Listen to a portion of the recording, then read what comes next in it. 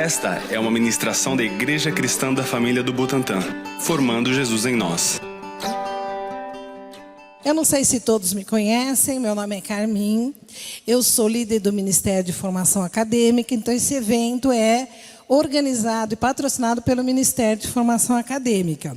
É um ministério da nossa igreja que visa ajudar as famílias cristãs na formação dos seus filhos, através de materiais e conteúdos com uma cosmovisão cristã.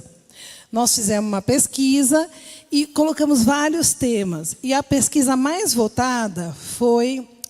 o tema mais votado foi com relação à formação dos filhos. Assuntos bem atuais que os pais estão preocupados e precisam de ajuda. E esse é o nosso objetivo. Tá sempre ajudando as famílias. Daqui para frente, a gente vai organizar palestras, lives, materiais, tudo para poder ajudar as famílias nessa formação dos filhos, tá? Bom, hoje nós convidamos a doutora, a pastora Leni Ismael Oliveira. Parece minha irmã, gente? Parece? Não. Bom, nós vamos orar, entregar o que ela vai falar diante de Deus e que possa edificar a vida de todos vocês. Essa palestra será gravada, porque depois nós disponibilizaremos no site da igreja, né, Patrícia? Não sei onde está a Patrícia. Tá bom, qualquer site. Oi, desculpa. No site da igreja? No canal da igreja, tá bom? Então, se você quiser revisar, passar para outras pessoas para ajudá-las, aproveite que daqui, acho que uma semana mais ou menos, eles devem estar disponibilizando. Vamos orar pela Leni? Senhor, nós queremos te louvar e te agradecer. Obrigada, Senhor, porque eu sei que a capacitação dela vem de ti, vem do teu altar, do derramar de águas vivas sobre a vida dela, da ação do Espírito Santo que tem movido, que tem cada vez mais capacitado a Leni para ajudar tantas famílias, tantos jovens, tantas crianças, num período tão difícil que nós estamos vivendo, um período onde o emocional tem sido extremamente abalado. Nós te louvamos pela capacitação que o Senhor tem derramado sobre a vida dela. E que ela seja um canal da tua voz. E nós possamos sair daqui edificados por ti, Senhor. Em nome de Jesus. Amém. Tá bom aí o som? Tá. Eu comecei a estudar sobre psiquiatria há uns 10 anos atrás, porque Deus mandou. Sou pediatra, mas Deus mandou eu estudar psiquiatria. Adivinha por quê? Porque na igreja tem muitos casos, muitos acima do que a gente imagina. E eu entendo por quê. Porque as pessoas que têm esses conflitos internos, emocionais, eles buscam ajuda e vão buscar ajuda em Jesus. E quando eu comecei, eu era de uma formação de que problema mental era demônio. Era a minha formação. Já faz tempo, mais 15 anos. E aí, quando Deus deu 2 sonhos, eu entendi que os problemas mentais são doenças como doenças da carne, do corpo. Tireoide, fígado, coração, pressão, né? Pâncreas, diabetes, hipertensão. Então, se a gente trata hipertensão, trata diabetes, trata problema de tireoide, trata com hormônios, por que a gente não pode tratar uma alteração química no nosso cérebro? Porque há um preconceito. E esse preconceito é por falta de conhecimento. Por quê? Porque sempre falam, eu fico até muito brava. Quando falam, você está tratando um monte de louco? Eu falo, está amarrado. Você vai ser o próximo. Porque eu posso te falar, problemas químicos cerebrais têm aumentado muito nos últimos tempos. Então, as alterações químicas e de formação do cérebro tem alterado muito nos últimos tempos. Então, não é loucura. É falta de conhecimento que as pessoas falam isso. E eu gostei de uma frase que a Leslie falou. Ela fez psicanálise há 2 anos, né? Que Deus também mandou ela fazer. E ela falou assim, a melhor maneira, quer falar alto? A melhor maneira de prevenir é o conhecimento. É a melhor maneira. Quando a gente não conhece, não sabe. O meu próprio filho, se não fosse Deus falando para mim, e dando sonhos, e me trazendo livros, eu não saberia que meu filho precisava de ajuda. Porque eu tinha preconceito. Então, a primeira coisa que eu quero derrubar essa noite é um preconceito. Um conceito formado e errado. Certo?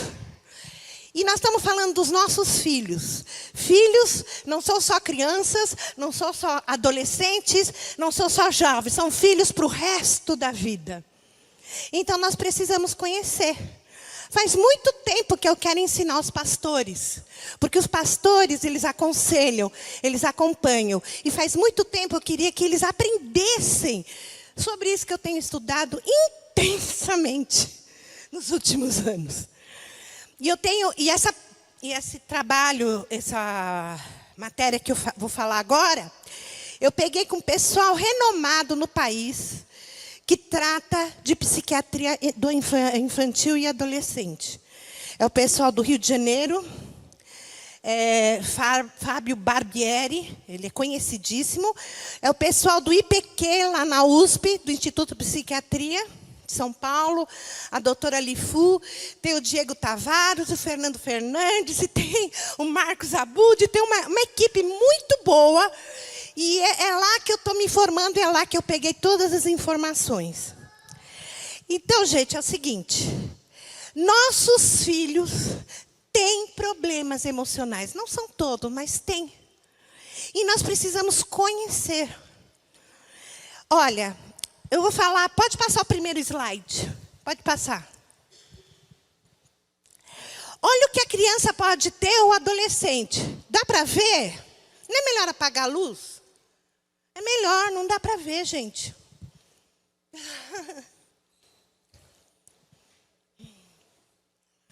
A criança e o adolescente pode ter transtorno de ansiedade, que nem adulto. Pode ter depressão unipolar ou bipolar. Pode ter transtorno de estresse pós-traumático, é quando você sofreu um trauma de qualquer tipo e você tem um transtorno de estresse pós. Pode ter transtorno opositor desafiador. Pode ter transtorno obsessivo compulsivo. Transtorno de déficit de atenção, esse é o mais conhecido da população. Mas que todo mundo agora é isso, DDAH. Transtorno de déficit de atenção hiperativo. Mas quero dizer que esse é um, mas não é o mais. E transtorno de aprendizado. E tem outros. Mas o que eu vou me focar hoje, e é onde leva a automutilação e ao suicídio, e a gente sabe que está tendo um aumento de automutilação e suicídio, é a depressão. Depressão. Que os adultos sabem bem, mas quando a gente tem depressão, a gente acha que tudo bem. Mas criança com depressão, não. Essa está meio cansadinha. Adolescente com depressão, não. Ele não tem, olha, convidou ele para sair para uma lanchonete, está super feliz.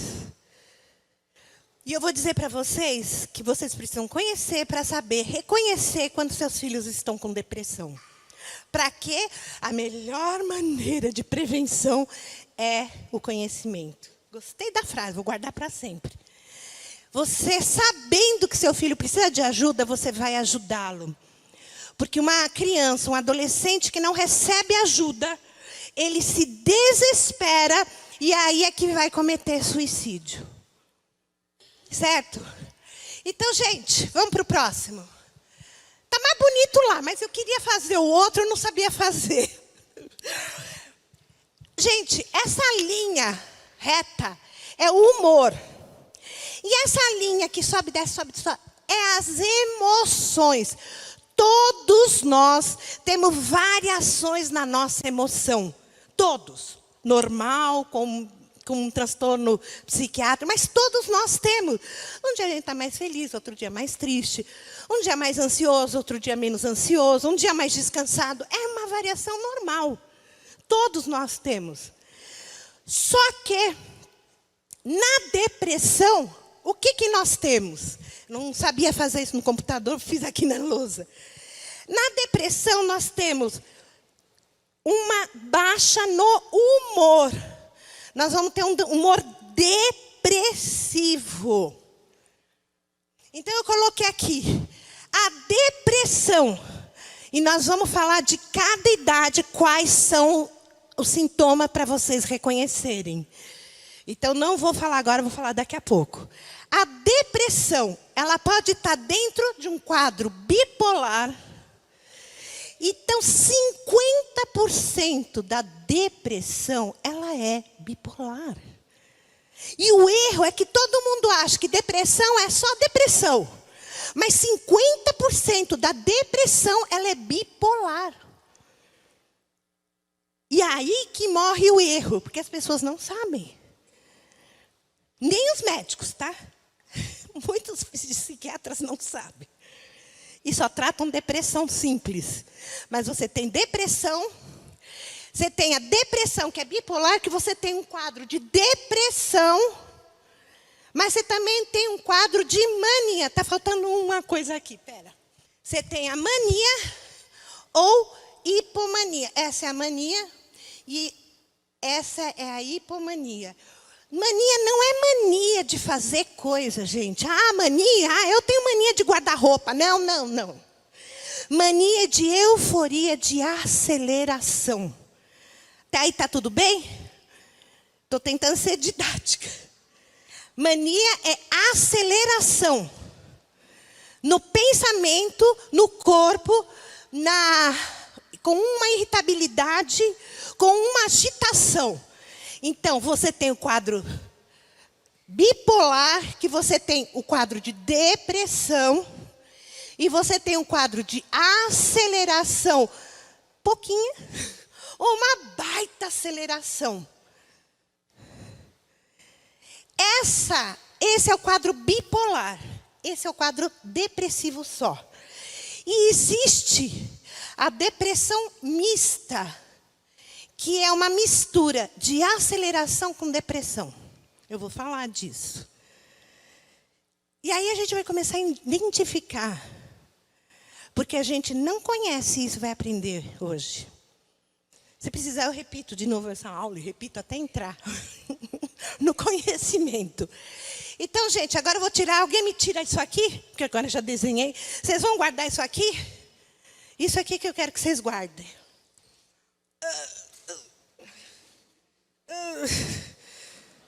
Não! Ele vai tirar. Põe ali de ladinho, para não atrapalhar. Põe ali de ladinho, isso. Assim eles enxergam. Vocês gostaram do desenho? Eu tentei fazer bonito. Então, gente, a gente pode chamar depressão simples, ou depressão unipolar, ou depressão maior. Não interessa, são 3 nomes. Simples, unipolar ou maior. E a depressão bipolar. E dessas também tem a depressão mista. Vamos para frente. Os estudos mostram que depois da pandemia aumentou, assim, muito os problemas psiquiátricos, mas muito. E eles acham que vai ser era 2050, eu acho que adiantou. 30% da população mundial ia ter depressão.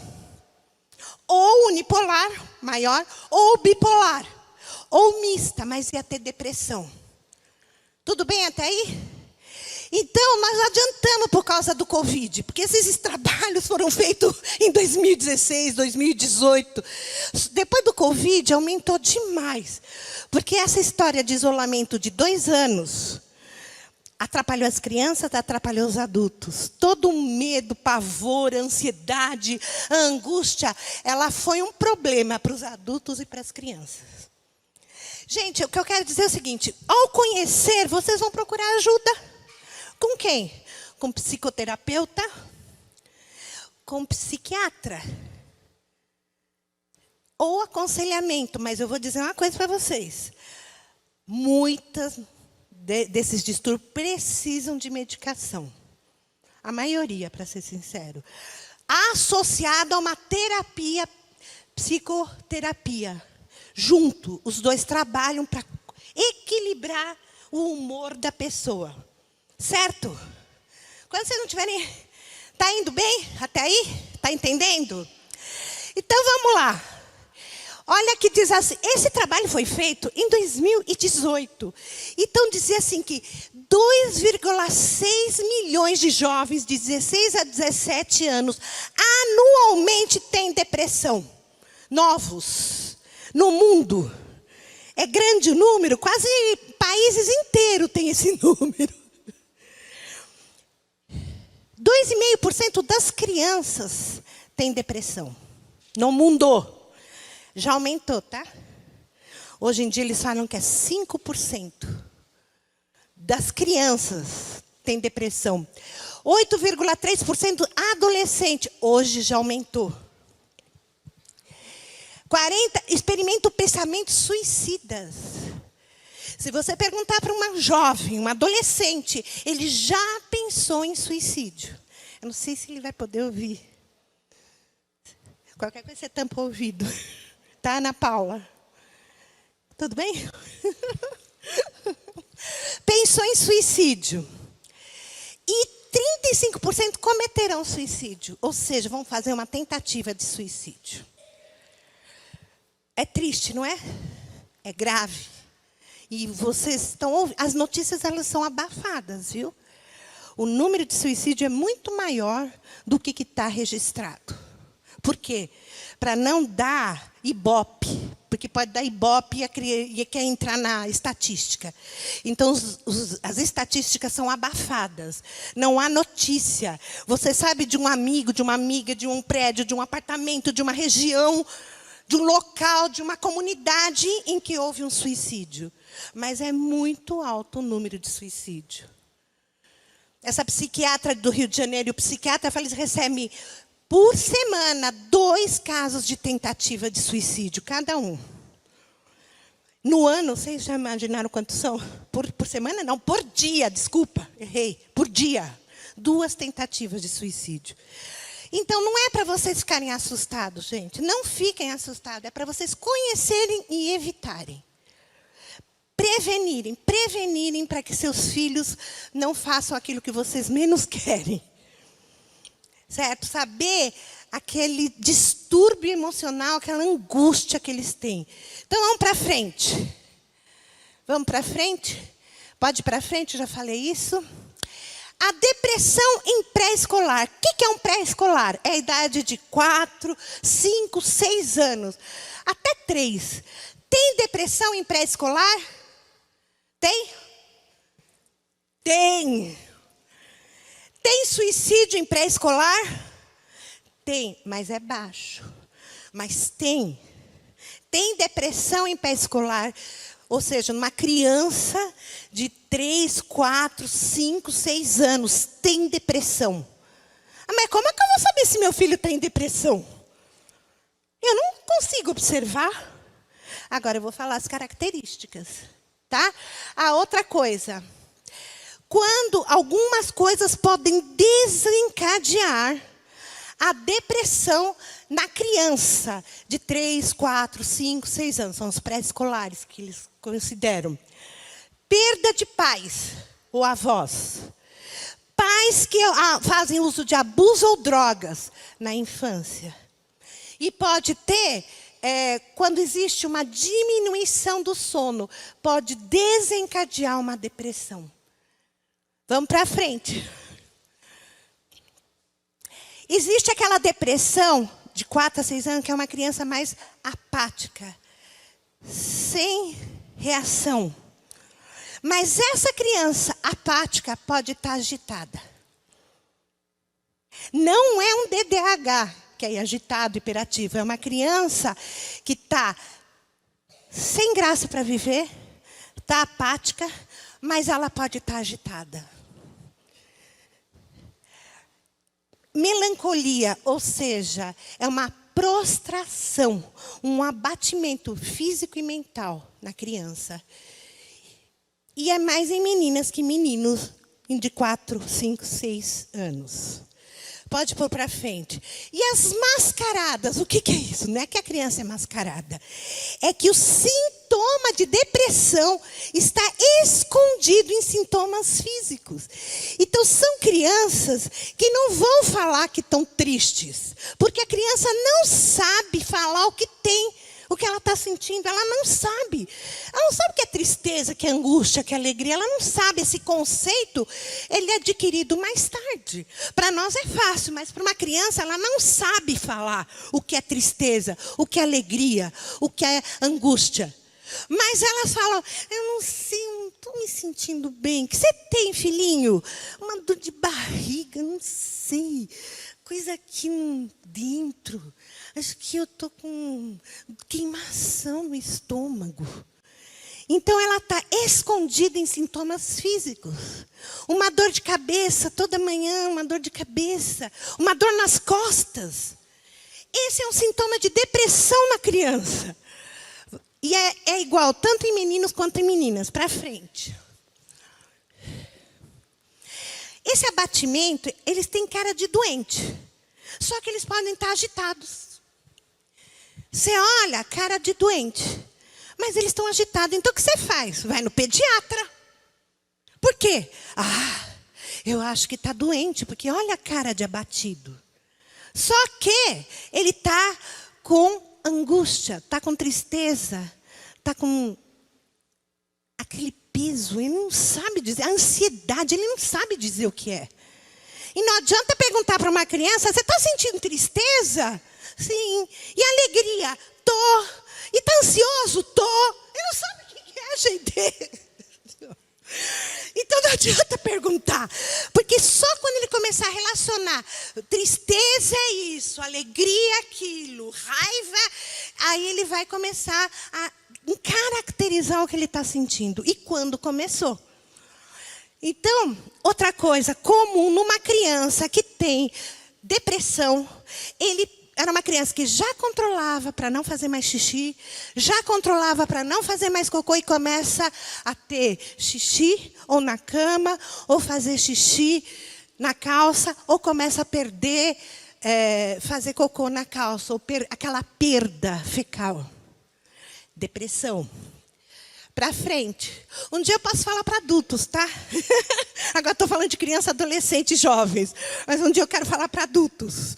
Homens e mulheres, a diferença do quadro. E a depressão bipolar. Tá? E como eu falei, eles têm sonos com pesadelos. Têm dificuldade para dormir. E eles sonham muito com a morte dos pais. Ou da vovó, do vovô.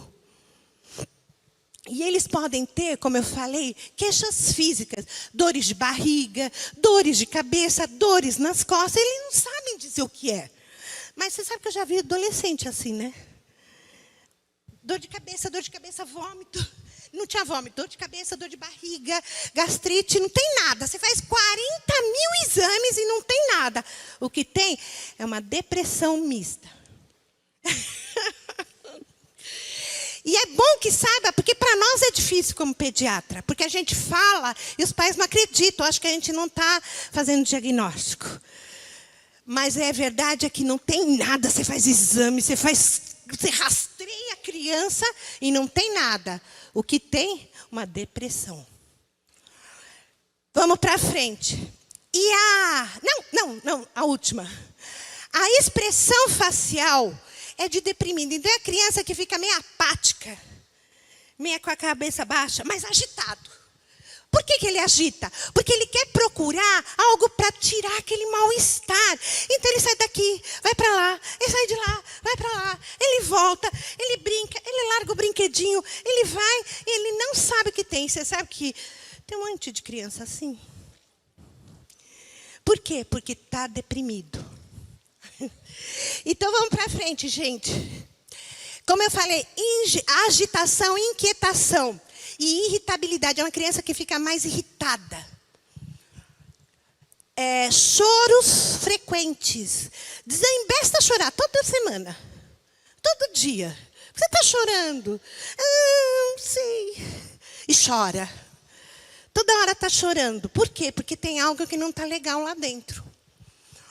Choros frequentes e mentiras. O que é mentira? Ele não sabe o que ele tem, então ele inventa. Não é que ele mente porque ele tem o hábito de mentir, ele inventa, porque ele não sabe o que ele tem.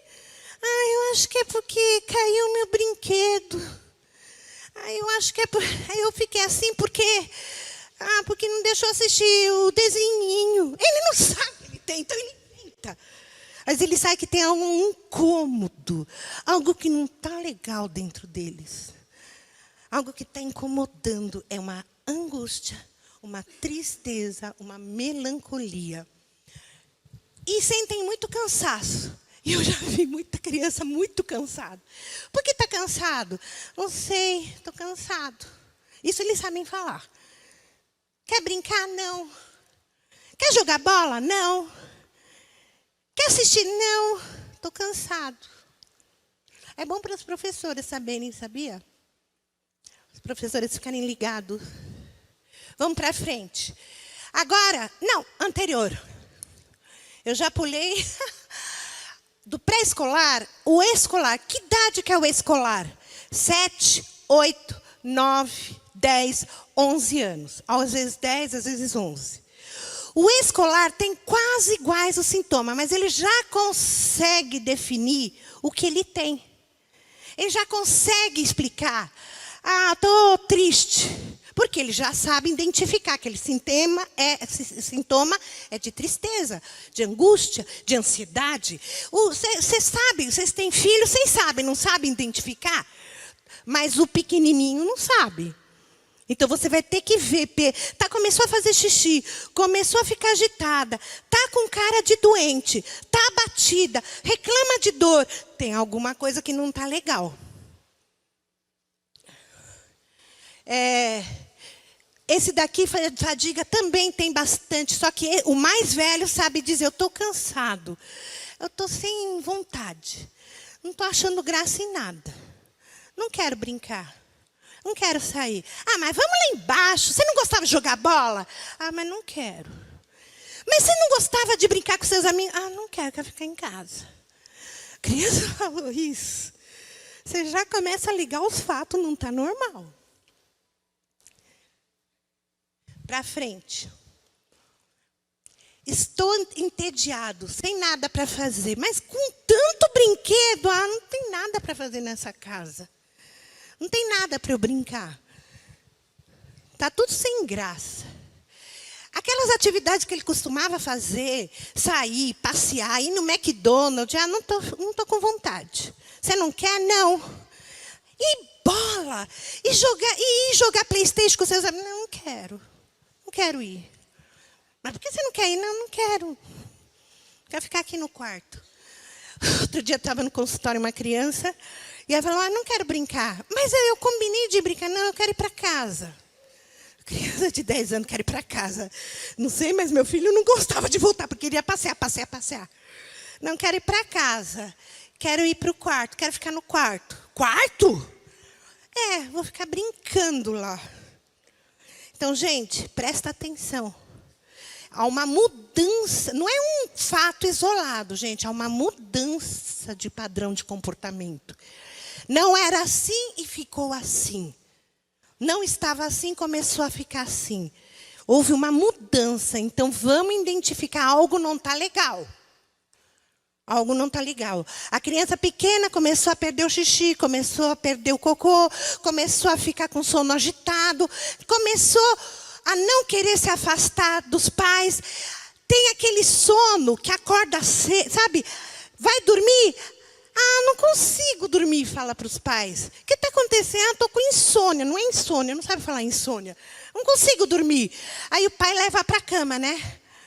Por quê? Porque ele está com medo de afastar dos pais, de afastamento. Vamos para frente. Aqui, busca por atividades solitárias. Ele tenta se isolar. Problema com colegas, começa a agredir os amiguinhos. Por que você bateu? Porque ele ficou insistindo para brincar comigo, eu não queria. Por que você agrediu as crianças na sala? Eles estavam me enchendo. começa a agredir. Não é uma criança com transtorno positivo desafiador. Não é. É uma criança que não tinha esse comportamento e muda. Algo não está normal. Depois, se vocês quiserem, vocês tiram foto, mandar cópia. Vai estar gravado, né, Carminha? Vocês leem, vão lembrar, porque é muita coisa. Vamos para frente. Olha, uma coisa que precisa estar bem atento, e aqui tem pais de escola, o pessoal da escola, quando a criança começa a diminuir o rendimento escolar, e não é só nota, mas é prestar atenção na aula e se relacionar com os amiguinhos, fazer atividades, ele está com algum problema de depressão. É bom observar. Mudou o comportamento, caiu o rendimento escolar, tinha uma nota e diminuiu. Presta atenção, algo não está bem com aquela criança. Tá? É um grito de socorro. Esse é um fato. Não consegue se concentrar, se distrai. Hoje mesmo, uma mãe falou para mim, as professoras falam que ele lê bem, mas ele se distrai muito facilmente. Como eu conheço a criança, eu já achei que ele está com depressão, porque eu conheço a criança e conheço o histórico dos pais. Pensamentos recorrentes sobre morte. Aí, um detalhe, uma criança pequena não sabe o que é morte. Então, uma criança de 3, 4, 5, 6 anos não sabe o que é morte. Porque ainda eles não têm noção de espaço e de tempo. Mas eles sabem, se você perguntar para uma criança que não quer, que está com sentimento de morte, perguntar assim, você quer sumir? Você não quer estar mais aqui? Sabe o que ele fala? Eu não quero mais estar aqui. Eu quero sumir.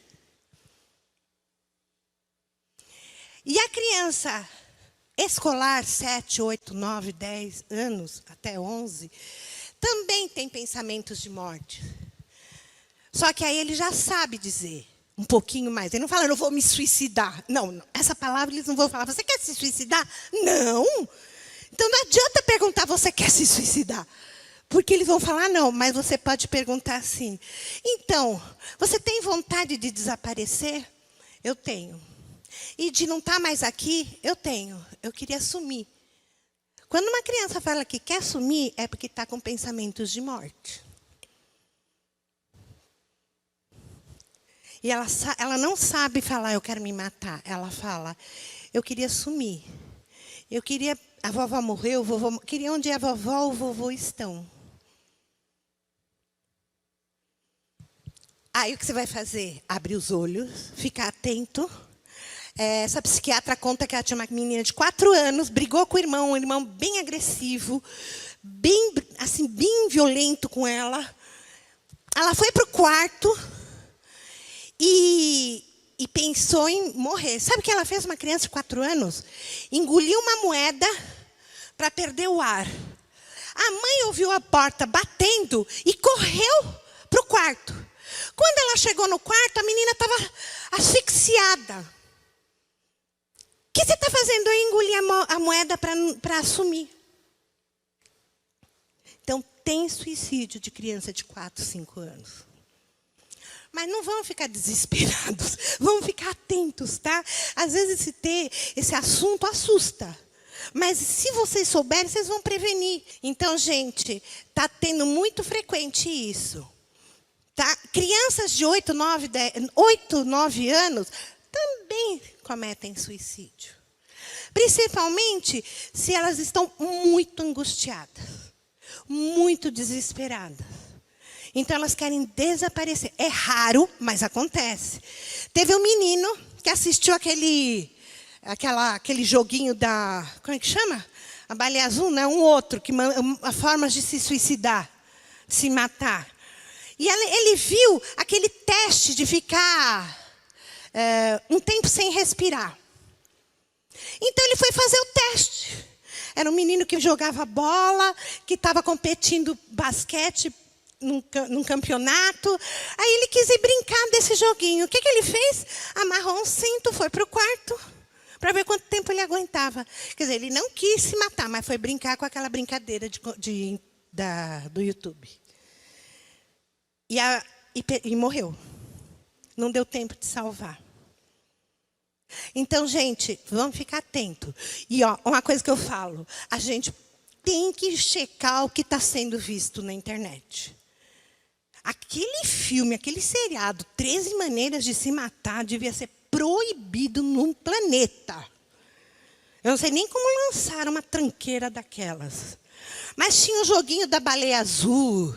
Tinha esse de quanto tempo você consegue ficar sem respirar. É um desafio.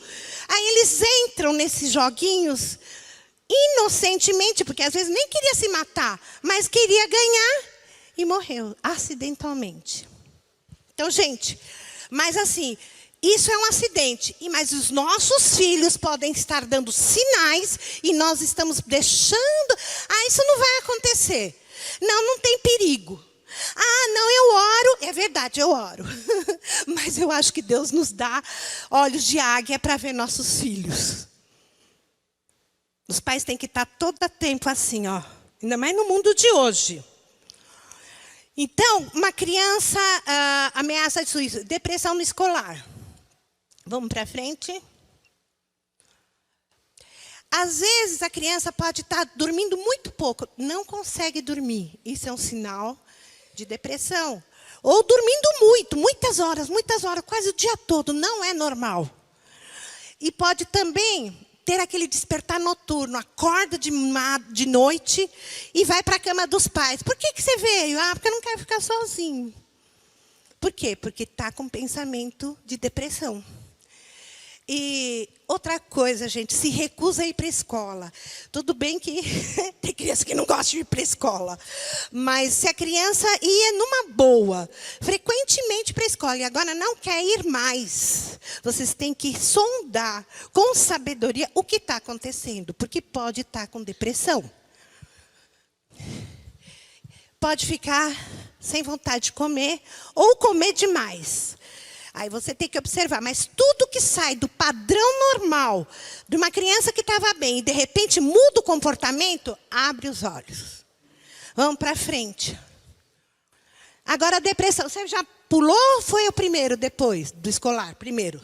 Depressão no adolescente. A depressão no adolescente, ela fica mais típica.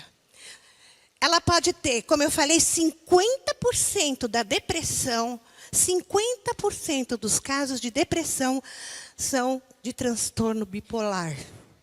50%, gente. Então, vamos ficar atento, porque a criança que tem a depressão bipolar, esses se matam mais. Esses se automutilam mais.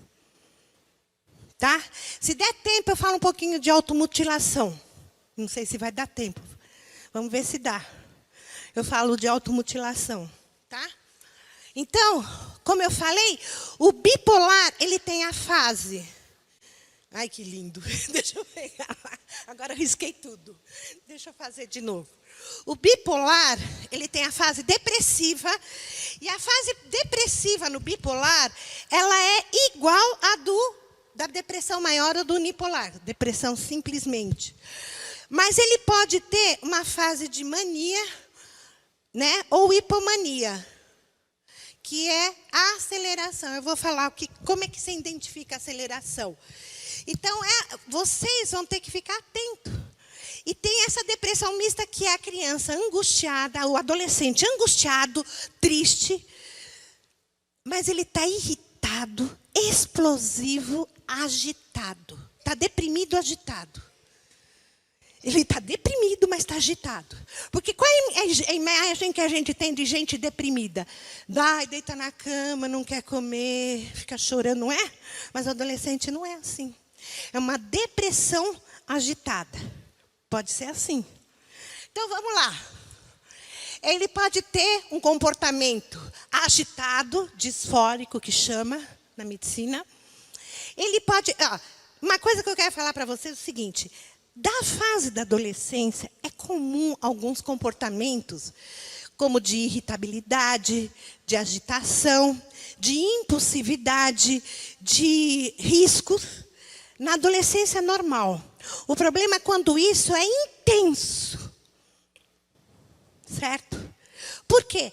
Porque a criança, o adolescente, ele não só desenvolve os caracteres sexuais, mas ele faz uma transformação do cérebro. E as áreas de impulsividade, elas se desenvolvem antes. E o freio não desenvolve. Então, você vai ver comportamentos de riscos no adolescente que é normal. Mas quando o adolescente tem uma família funcional, tem pais e mães equilibrados, e uma estabilidade na casa, ele consegue, o pai consegue reconhecer. O problema é quando, hoje em dia, né? As casas estão confusas, os maridos e as esposas brigando. Como eu falei, pais que fazem uso de drogas e álcool, muito álcool. Pais que estão com depressão, que têm transtorno bipolar. Então, esse adolescente está nessa tempestade dentro de casa. Pais que se separam, né? Pais que brigam o tempo todo, que gritam. Então, não tem como eles estarem estáveis. Ou variarem pouco. Separação de pais. Ninguém é para carregar culpa, gente. É só para identificar. Tá? Então, o adolescente que não está legal, que está com depressão, ele tem explosões de raiva. Ele fica mais agressivo. Quem tem filho adolescente? Vocês identificam isso? Agora, existe o normal. O problema é quando é exagerado, é fora da curva e não tem razão para isso. Então, eles ficam hostis, eles começam a dar respostas ríspidas, grosseiras com os pais, e eles confrontam mais o pai. O fato deles estarem na adolescência, eles querem se tornarem independentes. Então, eles vão confrontar, mas eles vão respeitar, porque eles sabem que tem regra. O problema é quando eles estão desequilibrados emocionalmente, eles desafiam, eles agridem, eles vão para cima. Tem explosões de choro, explosões de raiva, parece um vulcão em erupção. Algo não está bem. Algo não está bem. Tudo bem? Vocês estão identificando algo? Grita, aquela gritaria descontrolada. Se ficou por se aconteceram 3 vezes por semana, por mais de 2 semanas, algo não está legal. Engraçado que a gente que é de fora consegue identificar, não sei como. Talvez seja olho clínico. A gente vê que não está legal. E às vezes a gente fala com o pai e o pai se nega a ouvir. Eu aqui na igreja eu vejo muitos que estão assim. Eu tento falar com os pais se negam. E a negação é o pior de tudo. Porque aí acontece o que aconteceu. A negação não ajuda a criança, o adolescente ou o jovem. O melhor de tudo é vocês conhecerem, entenderem e andar junto. E oferecerem ajuda. Oferecerem compreensão. Levarem para um médico especializado, que é o psiquiatra, ou para uma terapia. Às vezes o preconceito é tão grande que a pessoa fala, terapia pode, mas psiquiatra não. Meu filho é um psiquiatra, misericórdia. Não é louco? Não é isso que vocês pensam? Deixa eu ver. Eu não vou levar em psiquiatra, meu filho não é louco? Não é isso que vocês pensam? Não? Não? Glória a Deus. Porque o psiquiatra é especializado em reconhecer.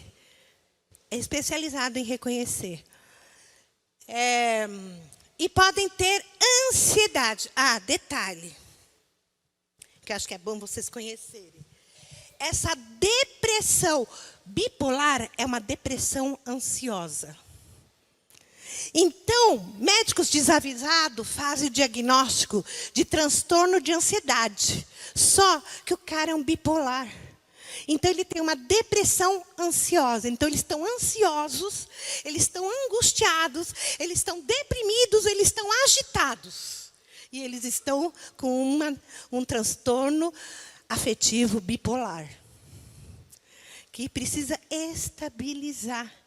Quando a pessoa está estabilizada, ela tem uma vida normal. O problema é que a pessoa desestabilizada vai procurar recursos para melhorar.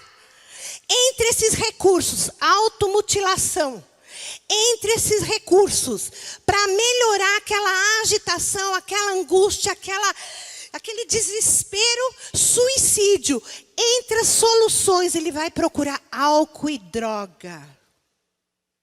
Por quê? Porque eles estão precisando de um remédio. Os pais negam, falam que é de louco, você não tem problema, e eles vão lá, porque a álcool e a droga não é psiquiátrico. É ou não é?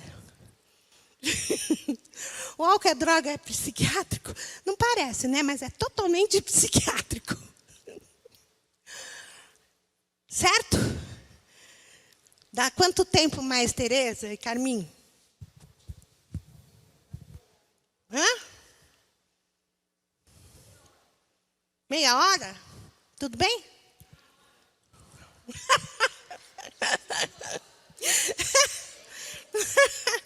Então, gente, a depressão que é bipolar, ela é muito acompanhada de ansiedade.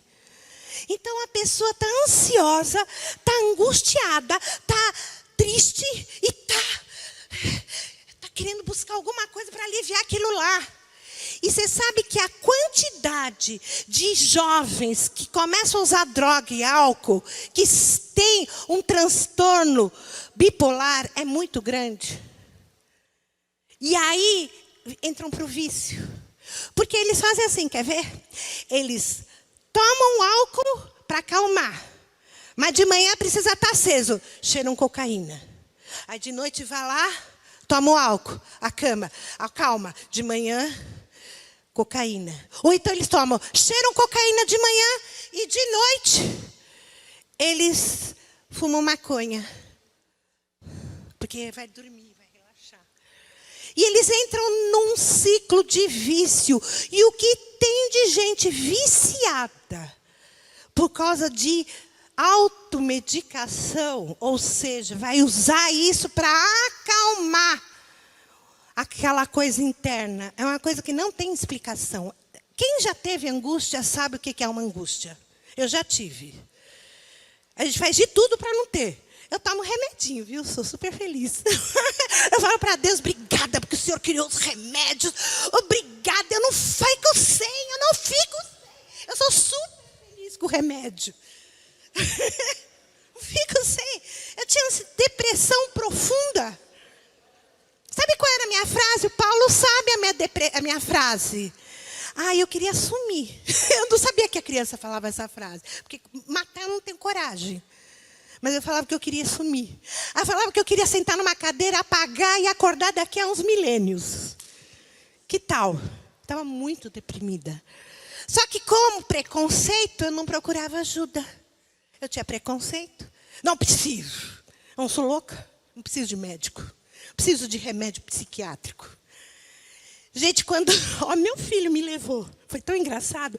Mãe, você está muito mal, você só chora. Não, eu consigo me tratar. Eu só chorava. Minha mãe morreu, falando dela, entrou na adolescência, tempestuosa. Foi aí que eu comecei a reconhecer os quadros. E aí o que aconteceu? Eu entrei numa profunda depressão, mas eu não sabia. Eu achava que era da perda da minha mãe. Aí o Paulo André, depois de 3 anos de chorar quase toda semana, quase todos os dias, o Paulo André me levou. Aí a médica falou assim, ei, você só procurou ajuda agora. Você só ajuda os outros, mas você não se ajuda, não? Porque eu tinha levado bastante gente nela. Aí ela falou, você está bem mal, tão grave que talvez eu te interne. Eu falei, eu não estou assim, não. Aí o Paulo André, você vai tomar remédio, mãe, você vai tomar. Eu agradeço pelo meu filho, viu? Se ele não tivesse me levado, talvez eu não fosse. E aí eu tomei, 20 dias depois eu estava... agora eu não deixo ninguém ficar sem. Eu tento, né? Eu oriento, né? Eu falo, né? Agora tem gente que eu não sou louca. Não toma não, eu não sou louca. Então você tem que cair esse preconceito hoje. Porque você está com um distúrbio. Eu não pude trazer, por causa do tempo, o que acontece num cérebro de um deprimido, num cérebro de um ansioso e no cérebro de um bipolar. Prometo que numa próxima palestra de 2 horas eu trago. Aí vocês vão ver a falta de produtos químicos que tem na cabeça. A alteração cerebral que tem na cabeça. E sabe de uma coisa que os meus professores falam? Que aquele que não se trata caminha para uma demência. Vocês querem ficar tudo demente? Não, estou brincando. É brincadeirinha, se relaxa, né? Bom, vamos para frente. Deixa eu ver se eu falei isso. Então, ansiedade, vocês entenderem. E muitas crianças têm, adolescentes têm transtorno de pânico, viu? Jovens com transtorno de pânico. Vamos para frente. Às vezes, esse adolescente pode estar apático. Geralmente na unipolar, na simples. Ele fica prostrado, apático.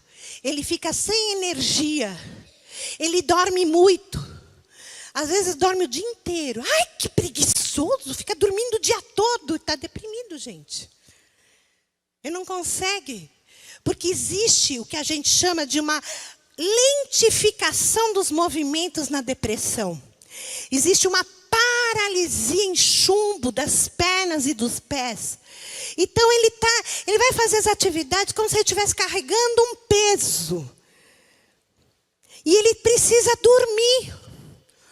Ele precisa descansar, ele fica largado. Então, um lado é agitado e outro lado é assim. Então os pais falam, ô seu preguiçoso, levanta dessa cama, você passa o dia todo dormindo. E o cara está quase se matando. Porque tem algo... Claro, adolescente dorme mais, gente, óbvio. E eles gostam de trocar horário.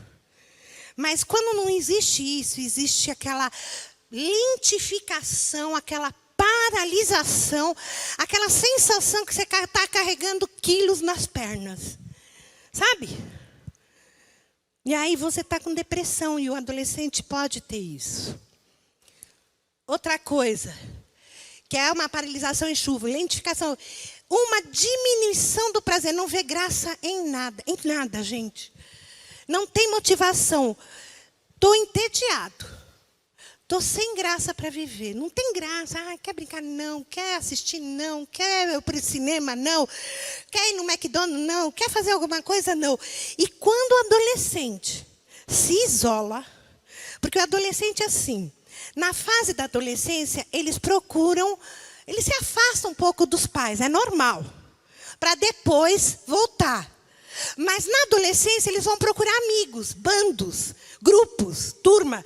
Mas quando o adolescente resolve ficar no quarto, sem os amigos, não é que ele trocou de bando, não é que ele trocou, ele não quer ter contato, esse adolescente está com depressão.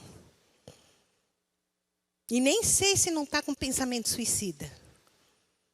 Quando ele está assim, é porque ele está precisando de ajuda. Não é que ele, como eu falei, ele trocou de turma. Ele simplesmente não quer. Nada tem graça, nada. Tá bom? Para frente. Eu não sei aqui, mas várias tentativas de fuga de casa é depressão.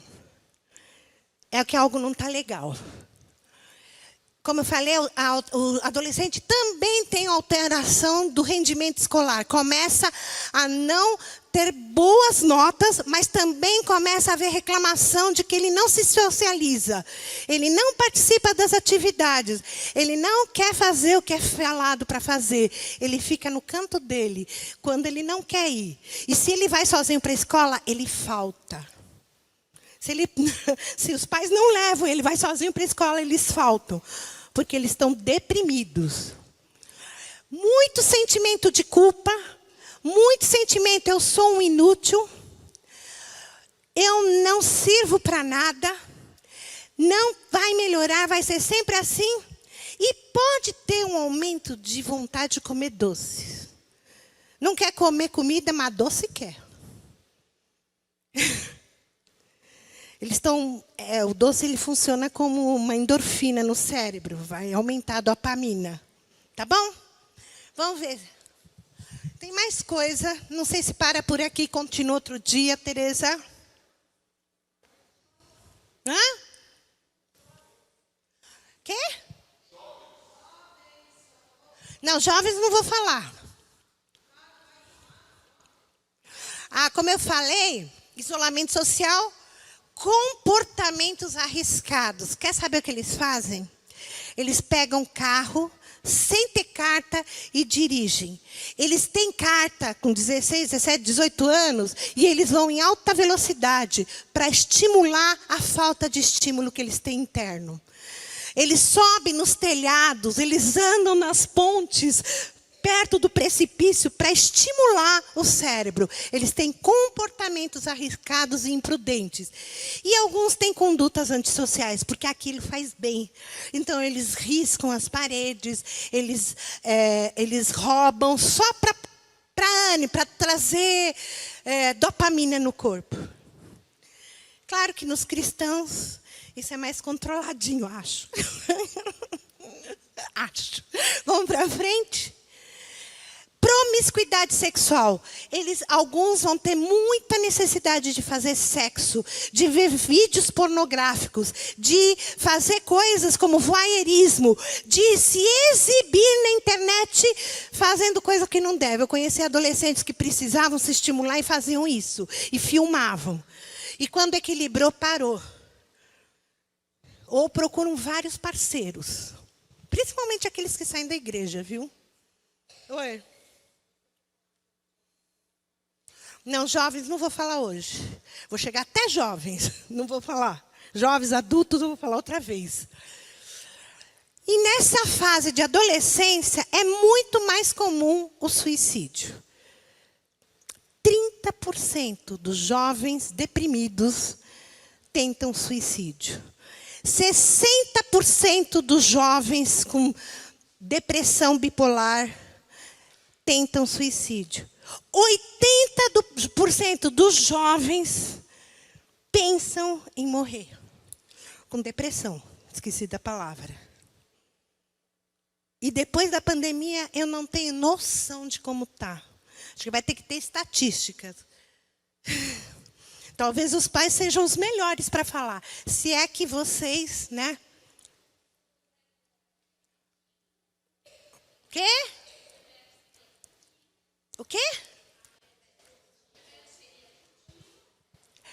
Enquanto precisar.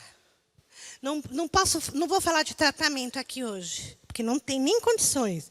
Mas às vezes precisa contínuo, às vezes não. Depende, se for... Isso varia, tá? Mas a maioria das vezes, sim. 90% dos adolescentes que cometem suicídio, eles têm transtornos psiquiátricos. Ou de depressão, ou de ansiedade, ou de bipolaridade, ou de transtorno de opositivo desafiador, ou transtorno de compulsão, ou um DDAH. Um DDAH que está hiperagitado, impulsivo, e com droga ou bebida, ele às vezes tenta o suicídio mesmo. Tá? DDAH eu falo outra vez, tá? É distúrbio de déficit de atenção com hiperatividade. Então, gente, por que esses comportamentos no adolescente são mais fortes? Porque eles são impulsivos. Eles não têm freio. Eles são impulsivos e eles são agitados. E também irritados. Profundamente irritados. Por quê? Porque a parte do cérebro que controla a irritação, a impulsividade e a irritabilidade está sem freio. Porque aqui a parte da frente desenvolveu rápido e a parte que controla não desenvolveu ainda. Então, gente, eu não falo, meu filho nunca vai tomar droga na sua frente. Nunca vai beber na sua frente. Porque se ele tiver com depressão ansiedade ou com algum transtorno, ele vai beber com os amigos. Principalmente quando chega na idade da pré-escola. Quê? Da pré-juventude, desculpa. No final do jovem para início da juventude. Para 20, 22, 21, 18, 19 anos. Melhor do que falar pré e pós. Tá? Vamos ver o próximo. Aí eu falei. Coisas que vão mostrar que existe risco de suicídio.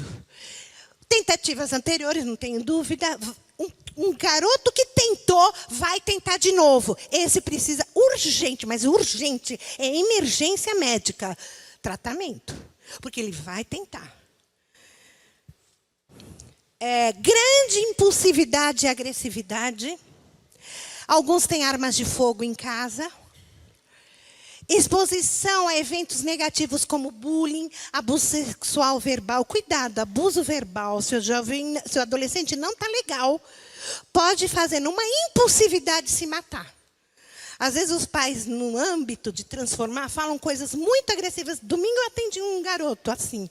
Os pais têm, no âmbito de fazer o filho mudar, começaram com agressividade. Você tem que ser mais ativo, você tem que trabalhar, você tem que fazer as coisas. E o menino, eu estou fazendo, vocês não entendem, eu vou me enforcar. Aí eles pararam. Por que você falou isso? Na hora que ele falou isso, foi uma reação. Mas quem disse que ele não andou pensando?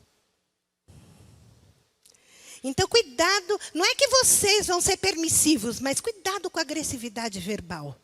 Cuidado com acusações, porque eles já carregam culpas. Eles já carregam uma insegurança. Eles falam que eles não valem nada, que eles não prestam, que eles não sabem fazer as coisas. Se o jovem ou o adolescente ou a criança está falando isso, é porque não está legal. Tá bom? Se tiver história familiar de comportamento suicida, com certeza existe uma genética aí. E óbvio, jovens, adolescentes que fazem uso abusivo de álcool e droga. Tem um componente que está levando ele a usar. E a se viciar. E a angústia é tão grande, porque ele não sai do vício, que ele fala, a única solução para mim é me matar. Eu ouvi isso de um rapaz que eu estou tratando. E ele estava viciado em cocaína e álcool.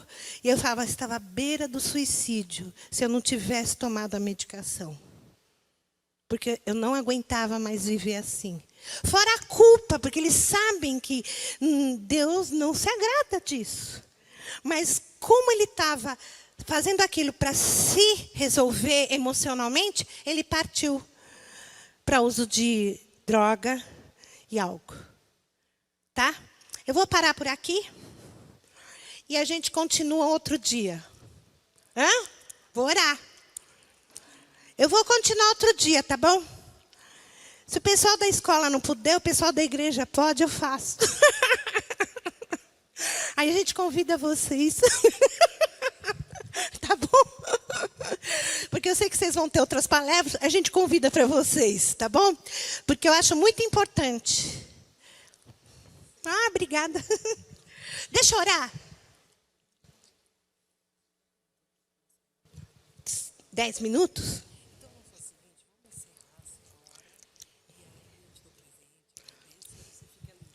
Não, porque querem fazer pergunta. Eu posso responder, mas vai ficar tarde. Agora, na próxima que eu for falar, vou falar de adulto. Transtorno bipolar em adulto, transtorno de ansiedade em adulto, transtorno de depressão em adulto. Jovem e adulto, é a mesma coisa. Tá? Agora, não dá tempo de falar de automutilação, né? Não dá tempo. Dá? Mas são 9h20. Posso fazer o seguinte, eu oro, quem precisar ir embora sai, quem puder ficar, fica, eu falo de automutilação, tá bom? Tudo bem? Então eu vou orar. Senhor Jesus, eu quero te agradecer, porque a tua palavra fala que o conhecimento faz com que a gente evite a morte. O povo perece porque falta conhecimento. E o Senhor trouxe esse conhecimento e eu quero te agradecer. Quero te agradecer porque nós queremos ajudar os nossos filhos, os nossos jovens, os nossos adolescentes, as nossas crianças. Nós queremos ajudá-los. Nós não queremos que eles entrem nesse mundo louco que faz com que a única solução deles seja se matar, tirar a vida. Senhor, essa angústia, essa confusão na mente deles, eu quero te clamar agora, Senhor, para que o Senhor dê esse entendimento para os pais, que todo preconceito caia por terra e que eles busquem ajuda, se eles veem alguma mudança de comportamento nos filhos, alguma coisa que precisa buscar ajuda, que faça com que eles precisem ou talvez de medicamento ou de uma terapia psicológica, Senhor. Eu clamo agora e te peço ajuda, Senhor. Fala com cada um aqui, alerta. E os adultos que também precisam que eles possam abrir os olhos. Em nome de Jesus. Deixa eu falar uma coisa. Eles falam assim, nós não podemos tratar filhos se os pais não estão tratados. Nós não tratamos filhos se os pais não estão estáveis, equilibrados. Quantos pais estão instáveis, desequilibrados e querem tratar os filhos? E fala, se eu não cuidar de você, e você tomar medicação, ou se equilibrar, eu não posso tratar o seu filho. Que fique o recado.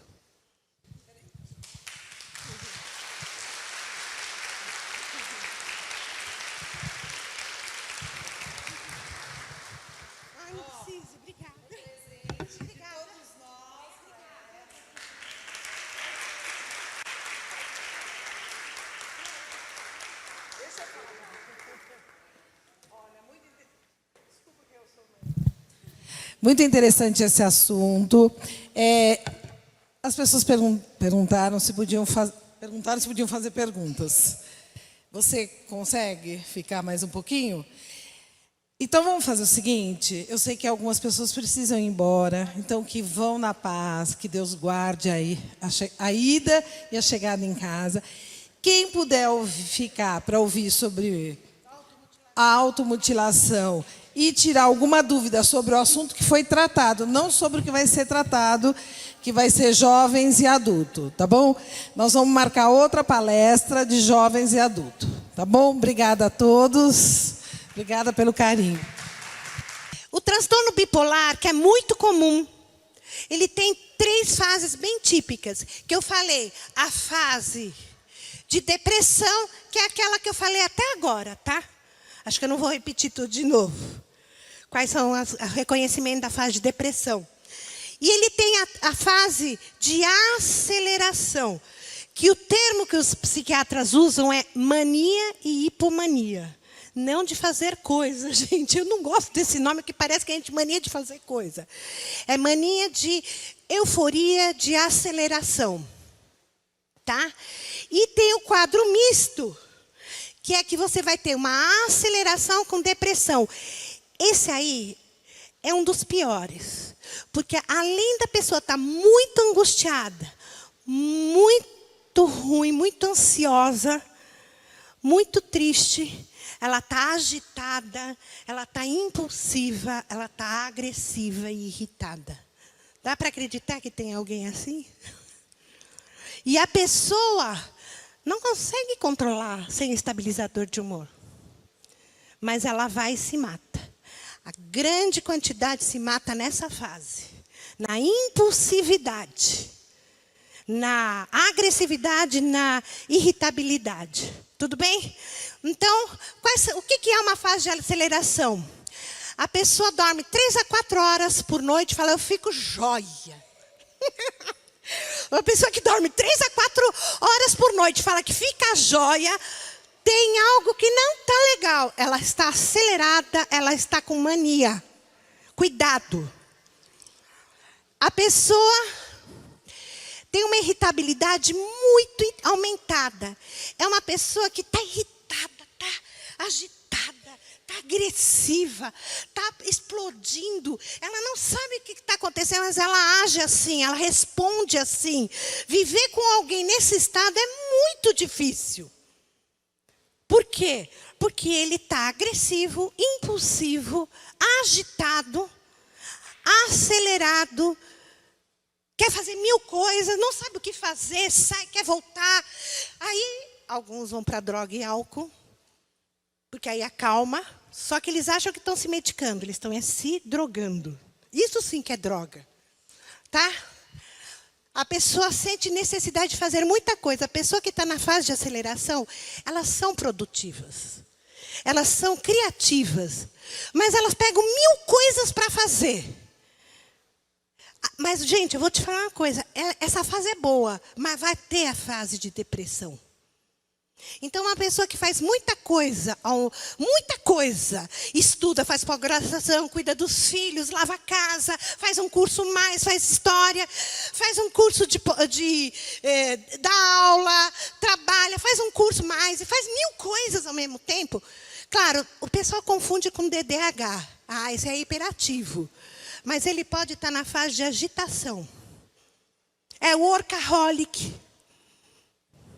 Trabalha, faz 1000 coisas no trabalho e ele está na fase da aceleração de um transtorno bipolar. Uma hora vai parar. E vou te dizer uma coisa, às vezes faz loucuras, viu? Nessa fase, às vezes faz loucura. Loucura de todo tipo. Tinha uma professora de psiquiatria que ela era bipolar. E ela falava que quando ela estava numa fase de crise, ela era casada, ela se apaixonou por um cara. Ficou perdidamente apaixonada, quase destruiu o casamento dela. Aí tomou o remedinho, ficou equilibrada. Eu falei, que loucura que eu fiz. Eu ia destruir meu casamento. Por causa que eu estava descompensada. Isso fica para a próxima, tá? Vou falar mais coisas para a próxima. Vamos só para a automutilação? Comportamento de automutilação. É rapidinho, gente. A idade média de automutilação. O que é uma automutilação? É quando o jovem, adolescente, se autoagride. E, geralmente, a idade média é 16 anos. Começa lá pelos 11 e vai até os 20, 22, 25. A média de tempo que se automutila são 6 anos. E, geralmente, eles fazem escondidos, viu? Geralmente é escondido. Quando o pai descobre, já está tarde. Alguns fazem escondido nas pernas, no tornozelo. Outros fazem escondido no corpo. A maior parte, então, vamos lá. Deixa eu falar, 20% dos que se automutilam não tem nenhum transtorno psiquiátrico, não tem nenhum problema de descompensação. Aí você vai perguntar, porque eu estava descompensada emocionalmente, fui lá e me cortei. Mas 80% tem. Quando um jovem se autoagride, quando ele tem esse desequilíbrio emocional e reage desse jeito, ele tem algum problema emocional. Ele tem algum problema de comportamento. Não desprezem. Nem todos que se automutilam vão se suicidar. Mas há uma grande porcentagem. Tá bom? Quem se automutila... Agora, quais são os métodos que eles usam? 90% é se cortando. Ou com gilete, ou com tesoura, ou com faca, ou com apontador, que é a lâmina do apontador, e faz em lugares escondidos. 90%. Mas também se arranhando. Arranha de tal maneira... E por que eles fazem isso? O que acontece? Quando você se machuca... Você libera uma substância chamada endorfina. Já ouviram falar? A endorfina do exercício, a endorfina que você libera. Ele vai no cérebro e age aliviando a angústia. Aliviando a angústia. Então, eles preferem se machucar para poder aliviar a angústia. É duro, né? Mas o filho faz isso. E hoje em dia está muito comum. Muito comum. É mais comum em menina, viu? Menino pode fazer, mas é muito mais comum em menina. Vai para frente. É o que eu te falei. Se cortar, se arranhar é o mais comum. Mas pode se morder e tirar um pedaço. Pode bater partes do corpo na cabeça, no ombro. E mesmo sem os pais verem, fazem isso escondido. Por quê? Libera endorfinas e alivia a dor. Reduzir. Aí eles falam, mas você pulou. Vocês estão com pressa de ir embora, né? Vocês estão correndo mais que eu. Beliscar, se queimar. Quando tinha cigarro, eles se queimavam com as pontas do cigarro. E às vezes uns não deixam as feridas cicatrizar, eles tiram a casquinha. Toda hora. Por quê? Porque a dor faz com que alivie a angústia. Então, esses são os mais. O mais comum é se cortar e se arranhar. Tá bom? Vamos para frente. Agora fala, meu filho não faz isso, será? Você sabe? Você sabe? Ele faz em lugares escondidos. Quais são as causas que levam à mutilação? A maior parte é desregulação do afeto emocional. A pessoa tem uma desestabilização da emoção e ele se agride. Então, para se acalmar foram as respostas. Para liberar a pressão emocional que acumulou dentro de mim. Mas dá pena, né? Para acalmar, para liberar a pressão emocional, para reduzir a minha ansiedade e frustração, para reduzir a minha raiva. A outra razão que eles falam é para chamar a atenção do meio ao seu sofrimento. Não é para chamar atenção, querendo, sabe, que nem criança mimada. É para chamar a atenção do meio. Não é de propósito. É porque eu me machucando vão saber que eu estou sofrendo. Se ele deixa ver, né? Porque uns chegam tão lesionados que já fizeram muito escondido. Outros fazem para autopunição. Eu não presto, eu não sirvo, eu não valo nada, eu vou me machucar. E o próximo, esses dois últimos não. O próximo. Às vezes, para não se matar, eles se automutilam. Eles estão com o impulso de se matar, eles antes de fazer isso, eles se cortam. E outra coisa, quando tem alguém, ou pai, ou namorado, ou algum familiar que está ameaçando ir embora, a jovem, o namorado, né? A jovem se automutila para prender aquela pessoa.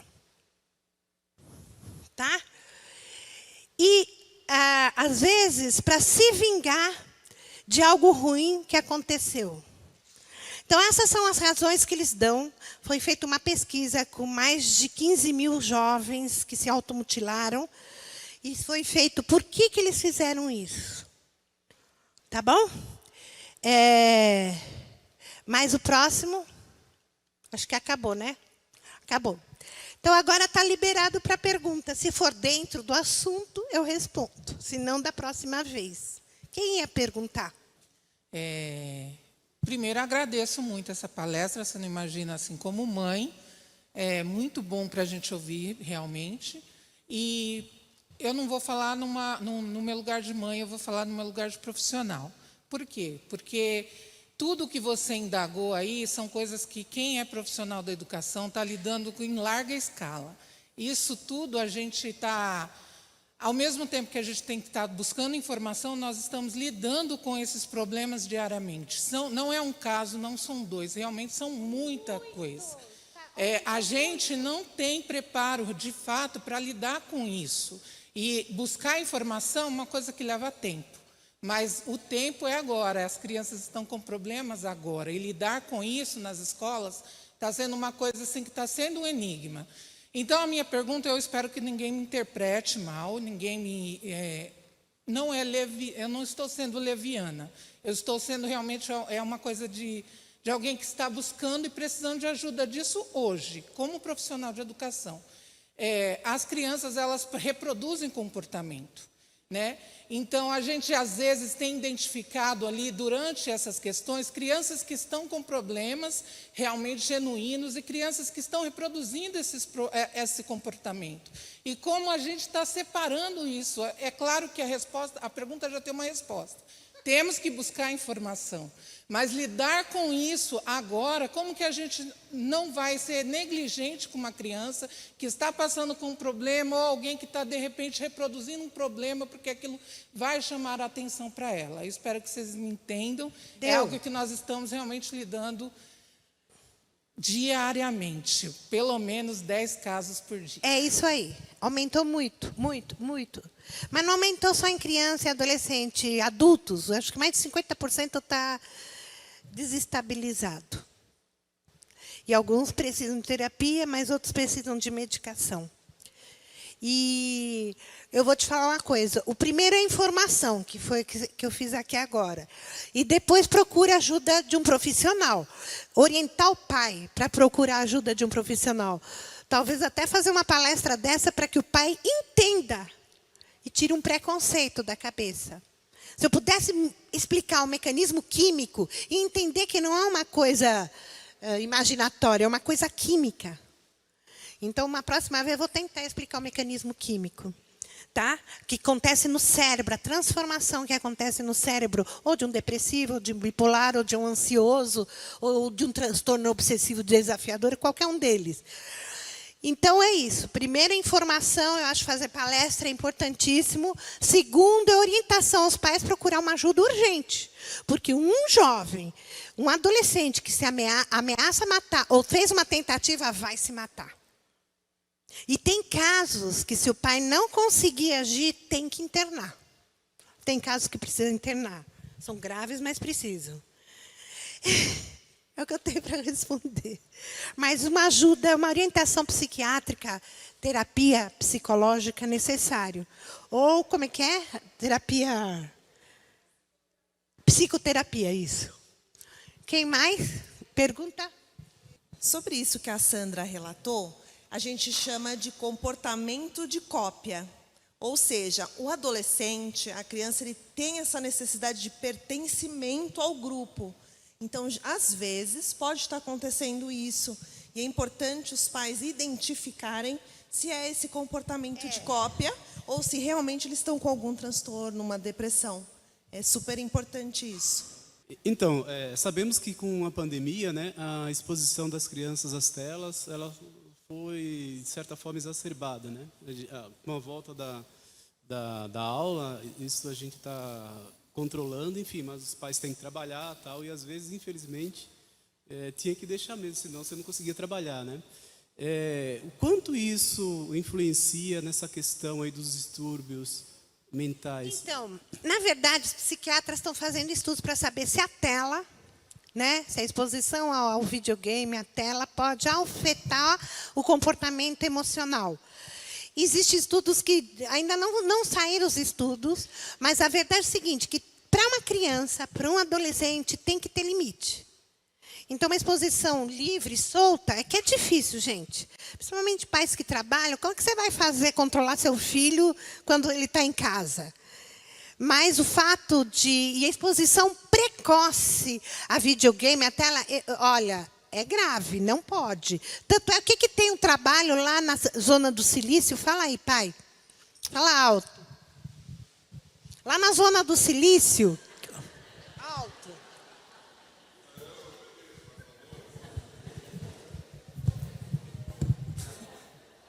É muito bom, né? Estou esperando a hora dos adultos aí, que eu sei que tem gente deprimida, né? Como os santistas. E tem gente eufórica, que mania de grandeza, que nem os palmeirenses, né? Então, você quer que eu fale sobre a tela, né? O que aconteceu na zona do Silício? Eu sou o presidente do Instituto Tela, então eu conheço bem o assunto. existem escolas lá no Vale do Silício, que é todo o pessoal da turminha de high-tech, né? Então, os filhos dos executivos de Google, Microsoft, Facebook, Amazon. E esses executivos, eles não permitem na escola que os seus filhos sejam expostos a nenhum tipo de tela. Então, eles só colocam na escola se a escola se comprometer a não permitir nenhuma exposição até 3 anos. É 0 até 3 anos na escola, né? E depois horários controlados. Porque o que acontece lá, e acontece aqui também, é que quando a criança se acalma com aquele celular, com o tablet lá, você está no restaurante, ele está dando um show, aí você dá um negócio para ele lá, ele fica lá quietinho ali olhando, né? Então, você está fazendo alguma coisa em casa, você liga e deixa ele quietinho lá olhando. Isso estimula muito a velocidade visual, né? As imagens, o colorido, a velocidade com que mudam os padrões de cores. E depois ele tem uma dificuldade com a realidade física. E aí, isso eu não sei, se a Aline pode falar melhor, mas foi o que eu li, né, porque eu não sou do ramo, que uma das causas dessas crianças tão precocemente entrarem em depressão é a quantidade absurda de opções que eles têm. Então, isso é uma coisa que eu acho que era legal para vocês como pais, né? Todos vocês devem lembrar quando eram crianças que para você ganhar um Forte Apache, um Autorama, uma bicicleta, era assim, um evento. Tinha que acontecer um negócio assim, muito sobrenatural. E que você brincava com tampinha de garrafa, com um pedaço de madeira, com lata, com um carrinho de rolemã, coisas que você fazia. Hoje, existe uma quantidade absurda de brinquedos, e esses eletrônicos nem se diga, e as crianças são expostas a um nível de escolha que ela... Antes, para assistir televisão, você tinha que assistir 3 canais, que era o 4, o 5 e o 7. Depois apareceu o 9. Né? E assim, 10 da noite aparecia um índio lá e ficava lá até lá. Então, hoje você tem centenas de canais e fica zapeando. E essa quantidade absurda de escolhas dá uma depressão, porque você fica com uma impotência e você fala, e agora o que eu faço, agora o que eu faço, agora o que eu faço? Eu brinco isso, eu brinco aquilo, eu brinco aquilo. Então aumenta a velocidade, você diminui a concentração e está dando problema por excesso de alternativa. Então restringir as alternativas, estimular a criança a inventar o que ela vai fazer, restringir o acesso a telas em geral, é o que a turminha de lá dos Estados Unidos está fazendo. Jogos de madeira, coisas da natureza, relacionamento social, atividades outdoor. É isso que essas escolas estão fazendo. Eu vi um estudo, até uma pesquisa, que eles falam o seguinte, que o problema não está na coisa, apesar que estabelecer limite é importante, mas eles falam que o problema dos nossos jovens, adolescentes, é resiliência, saber suportar, permanecer. Zerou a resiliência deles. Por isso que eles mudam toda hora, mudam de igreja, mudam de grupos, mudam de atividades. Pressionou um pouco mais, eles cansam e querem mudar. Uma pessoa hoje em dia trabalha no emprego, né? Os mais... Não essa geração nova, trabalha no emprego e fica anos. O jovenzinho aí está no emprego, daqui a 2 anos muda para outro, daqui a 2 anos muda para outro, nada está bom, nada está feliz, a resiliência deles zerou. E principalmente se alguém tem um transtorno bipolar. Aí zerou mesmo. Aí não aguenta. A rotina, a repetição, eles não aguentam. Aqui me ajudou muito um rapaz, que eu tinha falado para ele, você tem um transtorno de bipolaridade. São alguns tipos de transtorno bipolar, você tem. Aí o rapaz falou, não. Aí, de repente, ele foi no médico, um especialista, excelente médico, que eu faço aula, inclusive, do Instituto de Psiquiatria do HC, e ele passou o remédio para o rapaz. Isso ajudou que outros que têm o mesmo problema começassem a tomar. Rapazes. Eu falei, mas o outro está tomando, você não vai tomar? como assim? Ah, viu, eu até agradeci a Deus. Porque me ajudou. Porque há um preconceito deles mesmo. Eu não sou louco, eles fazem. Para que eu vou tomar remédio se eu não sou louco? Mais alguém ou acabou? Porque já são quase 10. Acabou? Amém. Pode. Última.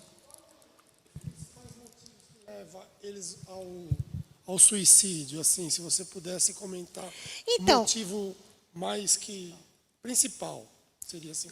Essa angústia, essa depressão. Se tem uma estatística já. Não? É a depressão. A depressão. É a maior causa de suicídio, a depressão. Tanto bipolar quanto unipolar, as duas. Agora, a mais fácil de se matar, a que vai mesmo, é a mista. Por quê? Porque ele está impulsivo, ele está irritado, ele está angustiado, ele vai comprar veneno de rato e toma. A depressão mista. É uma causa bem grande, viu? Tem uma estatística de quanto compra veneno de rato e toma. Como é que chama? Chumbinho. Quantos compram? Porque dá acesso, né? Vai comprar bala, compra chumbinho. Bastante, viu? Essa psiquiatra falou. Bastante casos.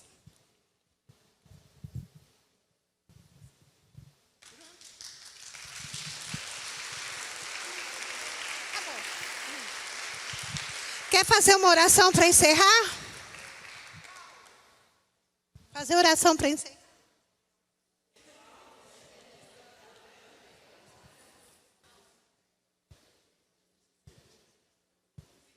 É pastor. Ela quer que eu faça exercício, é por isso. Então. Vai e volta, vai e volta. Vamos orar, vamos ficar de pé. Nós temos essa oportunidade de termos a escola preocupada com a família, a igreja aberta. Nós temos a oportunidade de aprendermos com os erros alheios, né? E isso é muito importante. Então, que você possa aplicar na sua vida, porque eu sei que algum pedaço do que você ouviu pode ser aplicado ao seu momento, à sua família, às coisas que você vai enfrentar daqui para frente, né? E esse é o nosso papel como igreja aqui. Então, educar pelo exemplo. Vamos orar. Se nós pedimos que agora, a partir desse momento, aquilo que está dito, aquilo que foi compreendido, aquilo que é informação e acesso, se transforme numa ferramenta, se transforme numa forma de auxílio à vida, à casa, aos filhos de cada um dos que estão aqui. Nós abençoamos esta palavra para que ela seja temperada, equilibrada, para que ela seja guardada, para que a seu tempo ela frutifique. Nós repreendemos esse espírito de morte dos nossos tempos, esse assalto às individualidades, ao padrão de normalidade que cada um tem de per si, daquilo que nasce vindo de Ti, Senhor. Nós repreendemos esse roubo que o inimigo quer trazer à saúde mental, à estabilidade do raciocínio do pensamento, à condição de entender aquilo que Tu és, a Tua grandeza, a Tua bondade, a Tua benignidade. Então nós abençoamos, Senhor, as casas que se levantam como bastiões contra o mal. Nós repreendemos as trevas na luta de cada um deles. E nós nos colocamos, Senhor, ao lado para tapar a brecha, para cobrir a necessidade e para declarar essa vitória, que nós oramos em nome de Jesus. Amém.